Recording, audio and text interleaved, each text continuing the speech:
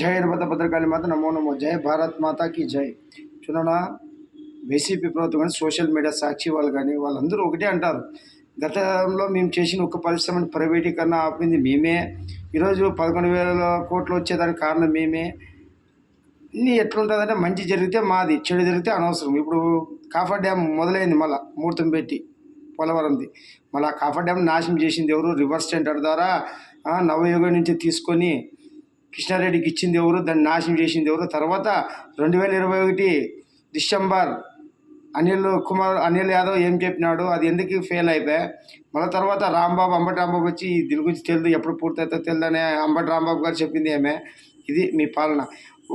అమరావతిని ముందుకు తీసుకుపోకుండా 3 రాజధానులు అని చెప్పి ఆంధ్రప్రదేశ్ ప్రజలతో ఆట ఆడుకుని జీవితాల్లో ఆట ఆడుకుంటానన్న రైతులు, అమరావతి రైతులు 35,000 ఎకరాల పైనే వాళ్ళు ఇస్తే వాళ్ళని ఎట్లా అవహేళన చేసి, ఎన్ని అవమానాలు చేసి, ఎంత వాళ్ళని 5 ఏళ్ళు వాళ్ళ దగ్గర పోయి ఒక్క మాట కూడా మాట్లాడకుండా మన జగన్ గారు తెలుసుకోవాలా.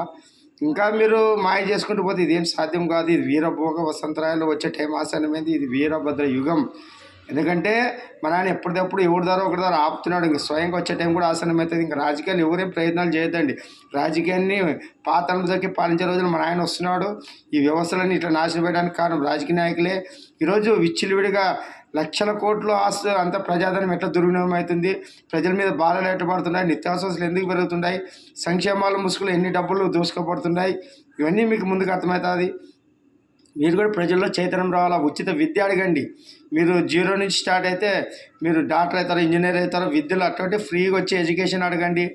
వైద్యం అంటే మీరు చిన్న జ్వరం నుంచి స్టార్ట్ అయితే పెద్ద పెద్ద సర్జరీలు, అన్ని రకరకాల వ్యాధులకి ఫ్రీగా అడగండి. అటువంటి వైద్యాలయం అడగండి, అటువంటి విద్యాలయాలు చదువు అడగండి, డెవలప్ అడగండి, అభివృద్ధి అడగండి, మౌలిక వసతులు అడగండి, పరిశ్రమలు అడగండి, ఉపాధి అవకాశాలు అడగండి. ఇది అడగాల. కానీ మీరు సంక్షేమాలు తీసుకుంటుంటే ఎట్లా డెవలప్ అవుతారు? ప్రజలు కూడా చైతన్యవంతులు కావాలి. ప్రజలు తప్పు కూడా ఉంది దీంట్లో, నాయకులతో పాటు.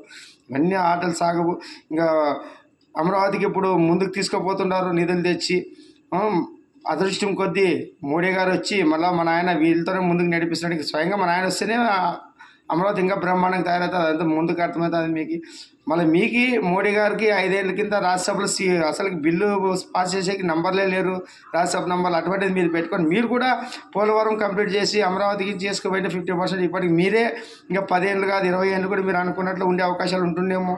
కానీ దాన్ని కూడా దుర్వినియోగం చేసి ఏదో ఒక రాజయుగంలాగా, రాజుల కాలంలాగా ఒక 800-900 సెక్యూరిటీలతోన మీ భారీ బందోబస్తులకే డబ్బులు ఎన్ని వందల కోట్లు అవే, సలహాదారులకు ఎన్ని కోట్లు అవే అన్నీ చూస్తున్నాము.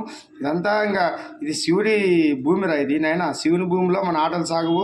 కర్మ సిద్ధాంతం ప్రకారము మనల్ని నాశనం చేసినాడు. ఇంకా రాబో రోజులని మంచి రోజులు, దుష్టు దుర్దినాలు. జై భద్ర.